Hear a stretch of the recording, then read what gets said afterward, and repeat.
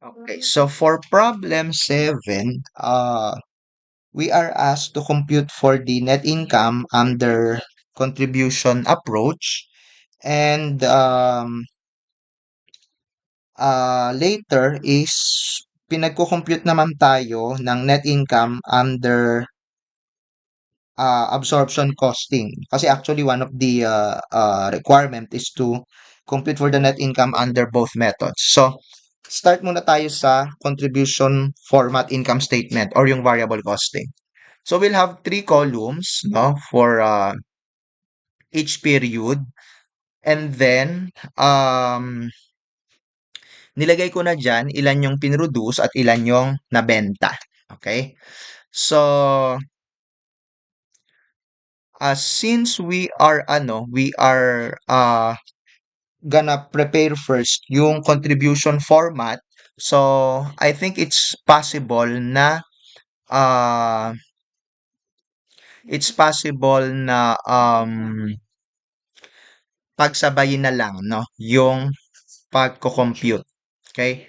So, yung sales naman is given doon sa book, no? And then what are we going to do now ay yung uh uh compute for the cost of goods sold. So we first compute yung variable factory cost na i-expense, no? Yun nga yung variable cost of goods sold natin. So the solution is number of units sold times 30 plus 12 plus 8. Yung 30, 12, and 8, if you will look at the book, yun yung direct materials, direct labor, and variable overhead. So yun yung mga um, kumbaga production cost, no, or factory cost. So for period 1, that's 5,000 times 50, no? 50 is the sum, 30, 12, and 8. So you'll have 250. And then for period 2, that's 7,000 times 50. So 350. And then for period 3, that's 6,000 times 50. So that's 300,000. Now, for the fixed overhead, consistent yan from period to period. Kasi sabi nga natin, pagka variable costing, i-expense yung buong fixed cost regardless kung ilan ang nabenta, ilan ang na-produce. So, given dun sa problem na ang fixed overhead ay 60,000, so we'll have 60,000 fixed overhead expense from period 1 to period 3. And then we deduct the operating expense. Given na siya sa problem, 100, 120, and 110. Okay, so you'll just put it there. Okay, now if you notice, wala tayong breakdown ng operating expense whether fixed or variable. Kasi nabanggit ko kanina dun sa problem 2, wala namang kaso, no? Sa operating expense, walang pinag-iba yung approach whether variable or absorption costing, no? Lahat 'yan outright expense, walang delay whether fixed or variable operating expense. So, lalagay na natin na expense yung given na 100, 120, and 110. Now, you deduct, syempre, from sales, i-deduct natin yung lahat ng yan na naka-highlight. You will arrive at the net income under the variable costing, which is 90,000, 170,000, and 130,000 for periods 1, 2, and 3 respectively. Okay? So that's under variable costing. Now, what are we going to do para naman makompute yung uh, net income under absorption costing? Hindi na natin gagawin yung mahabang income statement, no? Kasi na-demo ko na dun sa problem 2, we can actually compute for the net income under absorption costing using short solution. Okay? So as I have told you, ang adjustment between variable costing and absorption costing net incomes ay manggagaling doon sa fixed cost ng inventory, ng ending inventory doon sa problem 2. But what makes problem 7 different from problem 2 ay meron siyang beginning inventory. No, kasi syempre yung natira ng period 1, magiging beginning inventory ng period 2. Yung natira ng period 2, beginning inventory ng period 3. So, magkakaroon tayo ng konting adjustment dun sa ating short solution. Ganito yung magiging approach. Yung fixed cost ng beginning inventory will be deducted from the variable costing net income at yung fixed cost naman ng ending inventory will be added dun sa net income ng variable costing. Why? Yung fixed cost ng beginning inventory, mae-expense yan, no, under absorption costing. No? Kasi 'di ba ang assumption natin yung beginning inventory nabebenta din naman siya, okay? During the period. Okay, yung ending inventory yung natitira. So meaning under absorption costing, yung fixed cost nitong beginning inventory ay i-expense, yung naka-yellow. Yung namang naka-blue, yan, yung naka-blue, ay sorry, yang naka-blue, that one. Yan naman yung hindi i-expense ni absorption costing. Kasi nga nasa ending inventory, i-delay niya ang recognition niyan as expense. So that's why, um, yung naka-blue na fixed cost ni ending inventory, no, di ba, i-delay siya ni absorption costing. So, ibig sabihin, ang magiging epekto niyan is mas malaki yung net income ni absorption costing. Kaya natin siya i-add dun sa net income ni variable costing. Samantala, yun namang fixed cost ni beginning inventory, no? Yan naman yung i-expense ni absorption, hindi naman i-expense ni variable kasi na-expense na niya yan sa previous period. Kaya dahil i-expense siya ni absorption costing, i-deduct naman natin yan sa net income ng variable costing.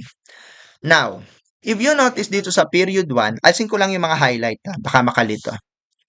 If you notice, yung period 1 natin, nag-produce ka ng 6,000, nakabenta ka ng 5,000. So, ibig sabihin, meron kang ending inventory na 1,000. Okay? Magiging root ng adjustment natin dito. So, how much is the fixed cost nung 1,000 units sa pinag-uusapan natin? Focus kayo dito sa naka-highlight ko ngayon na gagawin ko sigurong red. Ayan. Yan yung ating solution ng fixed cost per unit. That was taken from the fixed overhead given sa problem divided by 6,000 units produced per period. Kasi sinabi ng problem na consistent 6,000 yung pinoproduce per period. So yung naka-red na yan yung ating solution ng fixed cost per unit. Okay? So, kung meron kang 1,000 units sold, that means 10,000 yung adjustment natin. Now, for the beginning inventory, wala tayong problema kasi period 1 yan, syempre walang beginning inventory. Ang meron tayong adjustment dun sa ending inventory na 1,000 units nga. Okay? So, that's 10,000. So, you add that, no? Sa 90, you'll get 100,000 net income absorption costing. Okay? Net income. Ngayon, yung 10,000 na yan, this one, yung hina-highlight ko ngayon ng yellow, yan naman ay papasok sa beginning inventory sa period 2. Siyempre, yung ending ng period 1, beginning ng period 2. So, ito yan. Pero this time, ile-less mo siya. Kasi nga nasa beginning siya, na-explain ko na siya kung bakit kanina. Okay? So, 170 less 10. Okay? At for 20 or for period 2, wala tayong ending inventory. Di ba? Kasi meron kang beginning na 1,000, nag-produce ka ng 6,000, so available for sale 7,000, nakabenta ka ng 7,000, walang ending inventory, that means wala rin tayong fixed cost adjustment para doon. So that means 170 less 10. Our net income under absorption costing for period 2 is 160. Next, for period 3, okay, so, wala na tayong pinag-usapang beginning inventory, so wala na rin tayong adjustment para sa fixed cost doon. And since 6,000 yung produced, 6,000 yung sold, as nakikita mong naka-highlight na yellow ngayon, wala rin tayong adjustment for the fixed cost ng ending inventory. That means you will have the same net income at 130,000. Okay? Now, there's even a shorter, no, and quicker method of computing this. Okay? I'll just remove yung mga highlights, baka makalito na. Okay? So let's have the alternative shorter solution. So our starting point is the net income under variable costing. So how do we make it shorter? Focus on this cells. Yan. Pagko-comparein mo lang, ilan yung pinroduce, ilan yung nabenta. Yun yung magsasabi sa'yo kung nag-increase or nag-decrease yung inventory. And that increase and or decrease in inventory, yung fixed cost nung increase-decrease na yon, yun yung adjustment mo. No? Yung fixed cost dun sa increase-decrease sa inventory. Let's look at period 1. Nag-produce ka ng 6,000, nagbenta ka ng 5,000. That means merong 1,000 increase in inventory na ide-delay ni absorption costing yung fixed cost doon. Ide-delay as expense. That means mas malaki yung net income ni absorption costing. That's why for period 1, no, yung increase of 1,000, mayroon siyang related na 10,000 fixed cost, ia-add mo siya sa 90. That's why your net income under absorption costing sa period 1 is 100,000. On the other hand, yung sa period 2, look at the green, nag-produce ka ng 6,000, nagbenta ka ng 7,000. That means magdi-decrease ng 1,000 ang inventory mo. So, for period 2, there's a decrease of 1,000 units. Yun ngayon yung pagmumulan ng adjustment, yung fixed cost nun, 10,000. Pag nag-decrease ng 1,000 yung units, yung yung inventory mo rather, that means may i-expense si absorption costing na additional 10,000 na fixed cost. Kasi meron siyang nabentang 10,000 units from the beginning inventory, nabenta niya ngayon. So, kung i-expense siya ngayon ni absorption costing, mas malaki yung expense niya, mas mababa ang net income niya kung i-compare mo kay variable costing. That's why you deduct 170 minus 10, 160. For period 3, look at the red. Yan, yung red na yan. Equal ang production at yung unit sold.